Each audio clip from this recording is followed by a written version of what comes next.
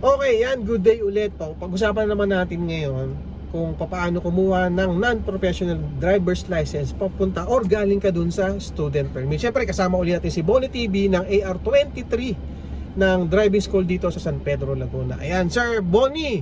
Ayan, pangalawa, back to tayo ulit sa interview ko sa iyo.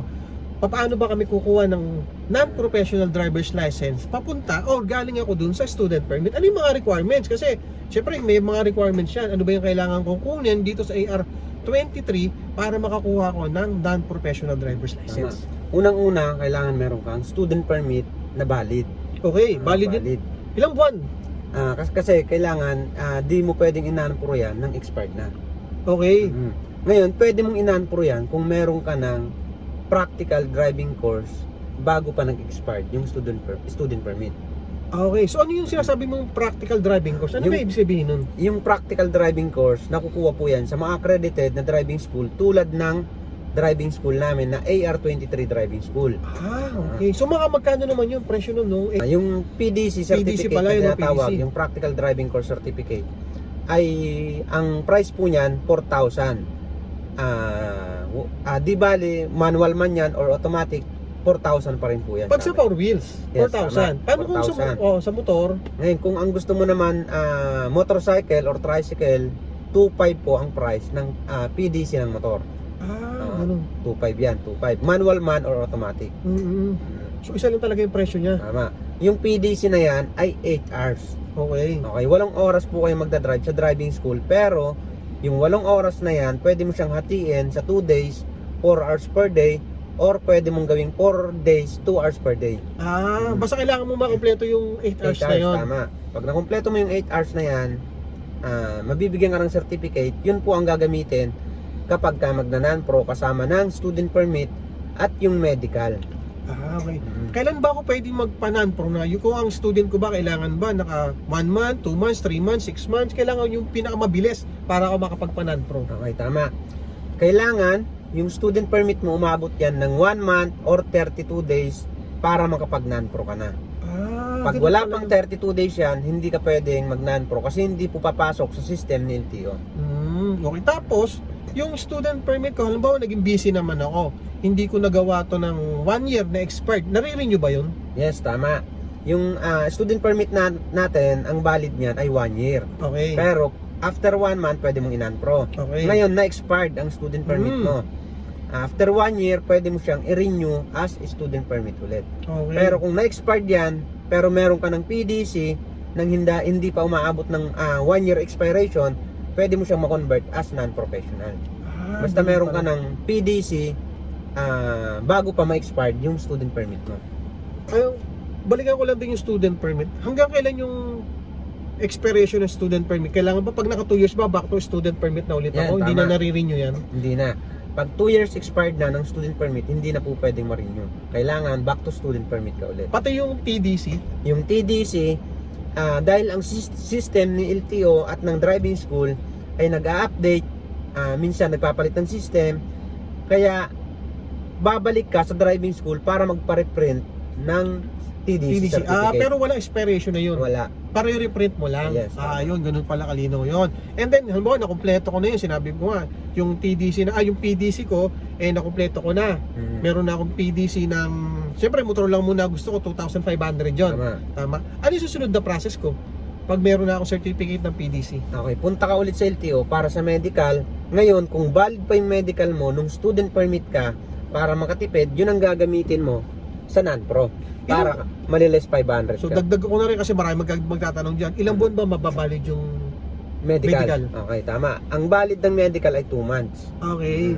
Kaya pagka na-expired, panibago, kukuha ka ulit ng medical. Di mas maganda pala makapagpa-non-pro ka na bago ma-expire yung Tama. nung medical. Para tipid. Makatipid ka ng 500 to 700, no? Tama. Then after nun, medical, pupunta na ako ng LTO. Para sa Non-pro. application form muna Application ulit. form. Tapos sa picture, biometric, exam. Okay, magkakaroon ng dati written exam. Oo. Ngayon sa computer na nag-e-exam, ang items 60, ang passing score niya 48. 48. Pagka nakapasa ka sa exam, pupunta ka naman ngayon sa drive test. Wait lang pala muna. Pagka bumagsak ka sa exam, kinabukasan, pwede kang bumalik para mag-retake. Ang bayad sa exam, 100. Okay. Ngayon, pagka nakapasa sa exam, lalabas ka para sa drive test. Pag bumagsak ka naman sa drive test, after 7 days ka ulit, pwedeng bumalik. Ganun pala yun. Meron pala. May bayad ba yung drive test? Meron. Depende rin sa idadrive mo. Kung motor, nagre-range siguro sa 200 to 300. Okay. Pag 4 wheels naman, nagre-range 400 to 500 ang drive test. Ganun pala. So, ibig sabihin, pag meron akong PDC, pagpunta ko ng LTO, kailangan ko munang kumuha. Siyempre, pipila pa ko yung mga application form, tapos kukuha ko na exam. Pag bumagsak ako sa exam, kinabukasan pwede na ulit. Bumalik. Ngayon, kung pumasa na ako sa exam, pupunta naman ako sa drive test. Ngayon, kung bumagsak ako, 7 days. Tama, bago ako umulit. Pero kung pumasa ako doon, didiretso na ba ako doon sa non-pro? Tama. Pasok ka ulit sa loob para doon sa releasing ng license card. Pero dapat meron ka certificate na galing doon sa drive test. Tama. Ganun pala. Yun mga kaibigan na. So, ganun kasimple na lang. O, ganun na yung gagawin natin kapag kukuha ka ng non-professional driver's license pag galing ka sa student permit. Yan, maganda yung paliwanag sa atin ni Bonnie TV. So, ganun ba? Sir, ano ba nadagdag mo doon? Yung gastos. Magkano Okay, yung magkano gastos nga pala? Sa PDC, pag motor lang kukunin mo, 2.5. 2.5. Okay. Tapos punta sa medical, 500. Ngayon, kung meron ka pang medical, nung nag-student permit ka, valid pa, magagamit mo pa yun, less 500. Nakaalis ka Kasi na hindi ngayon. ka mag-medical. 2.5 na lang yun. Okay. Tapos, exam, 100. Okay. Drive test. Kung motor, nasa 300. Plus, yung license card mo, pagka nakapasa ka sa exam, nakapasa ka sa drive test, license card, 585. 585 o 685 pag new. Tama. Pag new yata 685. Pag new. Para application fee. Tama. 685 kapag po kayo ay kukuha na ng non-professional driver's license galing sa student permit. Ayan. Yun lang ang gagastusin lahat. So yun ang gagastusin natin. And then yung ating validity, ilang taon na yung validity pag nagkaroon ka ng non-pro? Tama. Sa mga bagong kukuha ng license, ang valid ng driver's license natin ay 5 years. Okay. After 5 years na wala kang huli, wala kang demerit points, pag nag-renew ka, magiging 10 years na po yan. Yun. So yun lang ganun kabilis. Sa susunod naman na video natin, ang pag-uusapan natin, paano ako magpapa-pro at magkano yung additional, yung add code natin. Yun pa susunod na pag-usapan natin kasi baka mamaya masyadong mahaba na yung video natin.